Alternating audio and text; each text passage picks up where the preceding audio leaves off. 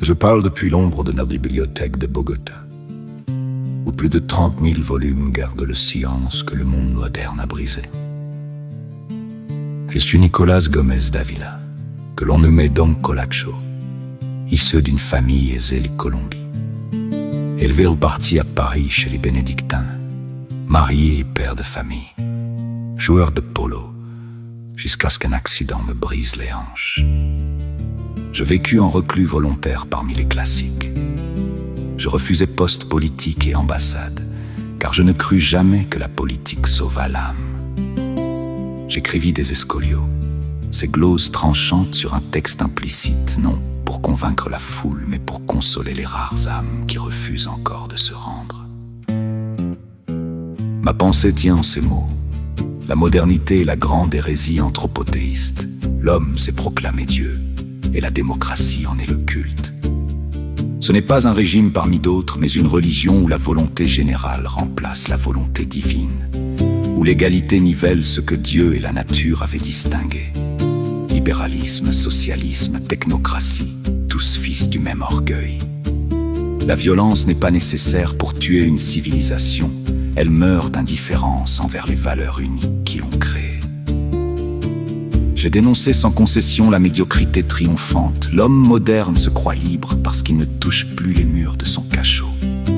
Il confond liberté et licence, progrès et vulgarité, éducation et propagande. L'intelligence est spontanément aristocratique, elle distingue, hiérarchise, méprise l'égalitarisme qui punit le talent au nom de l'égalité des chances. Celui qui réclame l'égalité des chances finit par exiger que l'on pénalise celui qui est doué.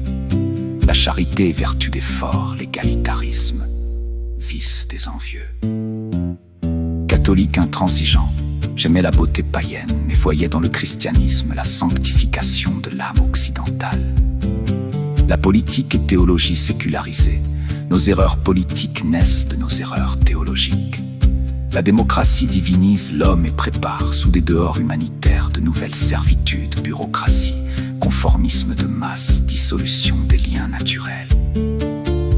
Et aujourd'hui, mes escolios semblent écrits pour votre époque. La démocratie s'est muée en oligarchie technocratique masquée d'élections.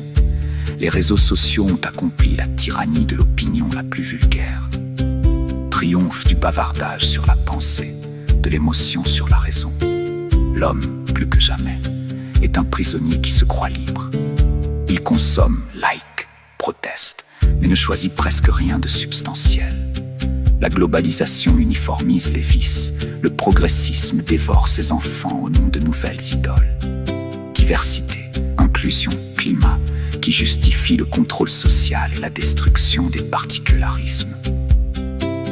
Les élites n'accélèrent pas seulement la décadence, elles s'enrichissent en la gérant. Droite libérale et gauche socialiste dansent autour du même veau d'or technique et marchand. Intelligence artificielle, algorithme, surveillance totale. Voilà les nouveaux instruments de la divinité collective. L'homme n'est plus seulement Dieu, il est donné, profil, consommateur interchangeable.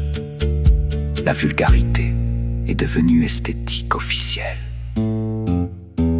Je ne vous offre aucun programme, car je n'en eus jamais.